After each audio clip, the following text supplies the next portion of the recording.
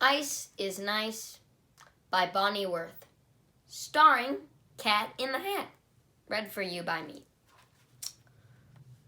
I'm the Cat in the Hat, and we're off and away to visit the poles, north and south, in one day. It will be a quick trip in the SS Ice Chopper, my super slip-sliding, ice-breaking pole hopper. The North Pole will be the pole hopper's first stop. It's the farthest point north. On the Earth, it's the top. And there's Cat in the Hat pointing to the top of the globe, right over there.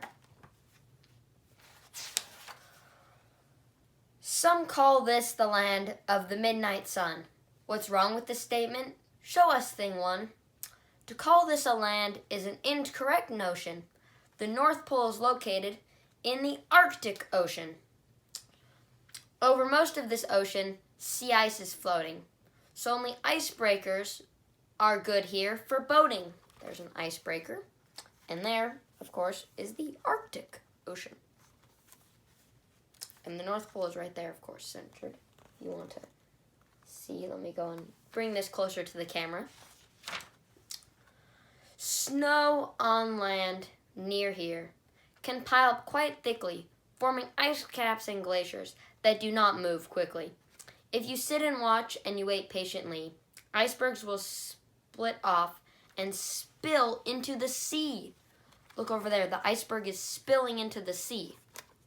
The iceberg, it is spilling into the sea, you can see it right there. Icebergs are big and a danger to ships. Much thicker than sea ice are icebreaker flips. I have asked widely, and I have been told some very good reasons the Arctic is so cold. And there's the Cat in the Hat. He's very cold because he's gonna learn some reasons why the Arctic. You're gonna learn some reasons. The Earth spins on an axis that goes through its middle, making one turn a day. That's one part of the riddle. On the side of the Earth that is facing away from the sun, it is the night. On the other side, day.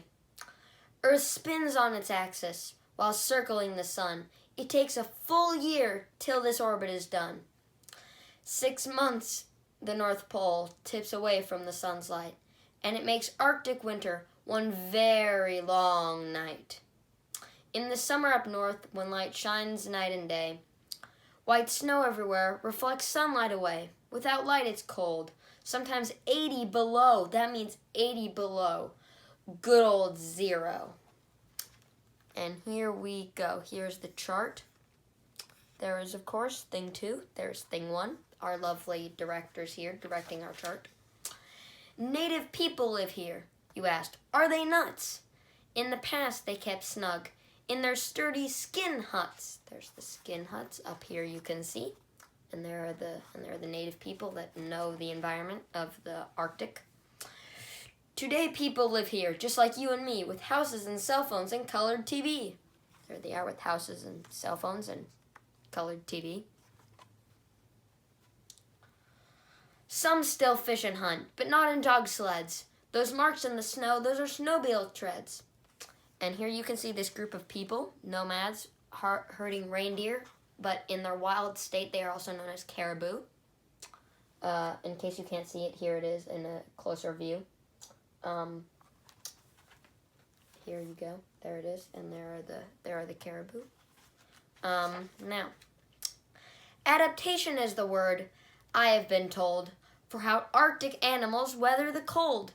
Seals, whales, and walruses have blubber, you see. These layers of fat keep them warm as can be.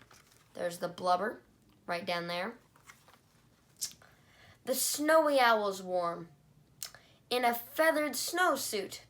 Thing 1's wearing one. Aw, now isn't he cute? There's thing 1. He's cute in his little snow owl costume. There are the animals that have blubber, and there's the blubber. This shaggy musk ox has a coat of fine fur. That coat keeps him warm. I wish I had one burr. There's the Cat in the Hat, very cold with nothing but a cat and his cat fur. Of course, he doesn't have a snow owl costume like thing 1 does, or this lovely fur like the musk ox does. right up here, just in case you couldn't see it well enough. Yeah. Okay. I will say this to you, and I think it is fair, that the king of this pole is the great polar bear. He has layers of blubber and fur that is white, but his skin is as black and as dark as night. There's the fur, there's the skin, and there's the blubber. It is one of my favorite adaptations that I've ever done. That I've ever seen in a book. It's a very nice chart. It shows very well on the thing. The polar bear has an unusual hide that is made up of hairs that are hollow inside. Hide is another word for pelt or like outer skin layer. Here's the polar bear hair. The light, as you can see, goes through it. The skin and hair cannot be beat for absorbing the sun rays and holding the heat, so they absorb the light. Right there, you can clearly see that he's sunbathing right there. There's the thing. It's not really sunbathing, it's sun relaxing. As he walks on the snow, on four snowshoe-like paws, no animal is safe from the polar bear's claws. In the winter, the foxes blend into the snow. White fur camouflages them quite well, you know. They hide in the snow and hope that they may sneak around that old bear and live one more day. There they are, a little sneaking around. There are the camouflaged foxes. Winter year-round, oh my, what a bummer. But for 4 months you'll find there's actually summer. In summer, the North Pole tilts back towards the sun's light.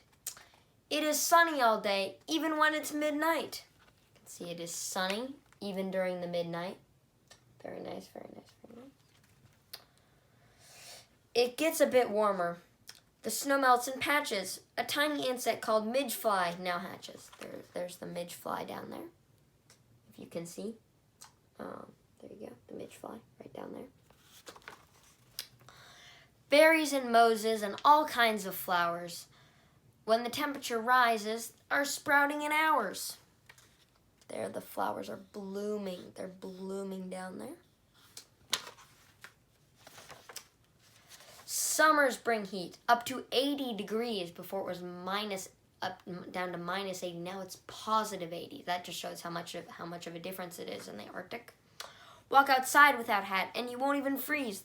Cat in the Hat still has a hat on, of course, because he's Cat in the Hat. That's what Cat in the Hat wears, and that including his fur. That's what the Cat in the Hat does.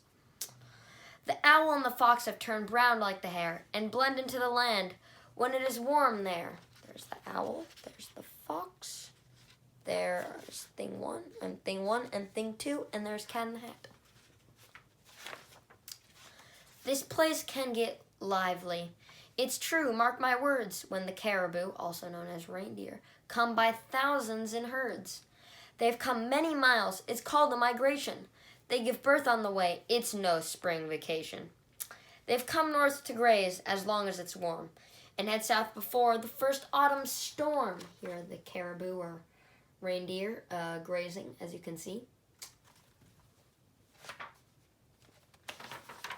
Speaking of the South, it's high time we hop. The South Pole will be the pole hopper's next stop. While the North Pole is found in the water, you see, the South Pole is on land. Take it from me. There's Antarctica, also known as the place where the South Pole is. The South Pole is right there. Antarctica's valleys and its mountains seep are buried in ice that's at least 2 miles deep.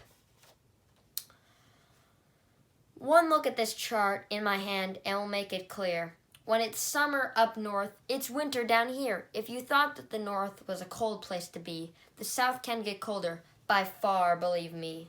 There's the South Pole down there. There's the North Pole up there. There's the sun up there. Minus 130 degrees, and this is no laugh. It's so cold, I just snapped my ski pole in half. He snapped his ski pole in half, as you can see. That's how cold it is that it froze the metal. It's colder down south, and there's many reasons why. It is because these mountains that rise up a mile or two high. Look at these mountains. They're very large mountains. The mountains are very big in Antarctica. Summer's cold too. Oh, but penguins still come to eat fat shrimp and plentiful krill. Emperor penguins stay near the coast. Small fish and shrimp are what they like most. And there's nothing here good for making a nest. So father's warm feet cradle their chicks' eggs best. They raise their chicks in a creche altogether. They huddle up to stay warm in the freezing weather.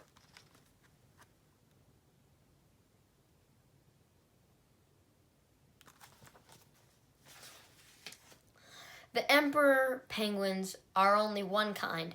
Other penguins here, as you will still find. The chinstrap penguins, the most numerous of all, live in large groups and have a shrill call. There they are. I've heard their calls before. It's quite obnoxious.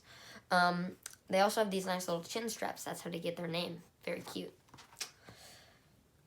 A head stripe is the sign of the Gentoo breed, the penguin with the fastest underwater speed. So there's his head stripe up there. You can see that he's very fast.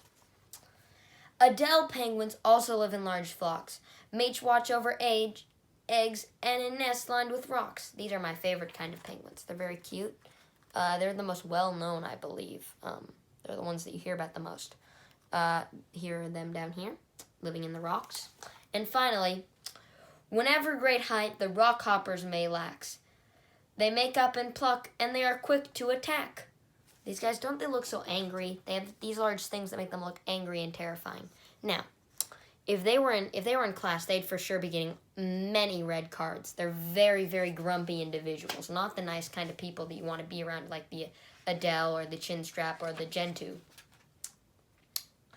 Penguins of all kind get here on ice floes because penguins can't fly, as everyone knows. They have stubby legs and waddle, you know. They bob back and forth, and the going is slow. But way down deep in the Antarctic seas, penguins can swim with the greatest of ease. Penguins can swim very well. There you go.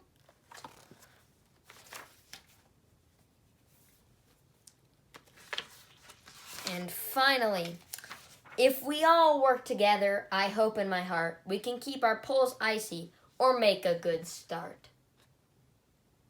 And that, my friends, is Ice and Nice. I hope you have had a wonderful time listening to me, and I hope we had a wonderful time. Goodbye. Ice is nice.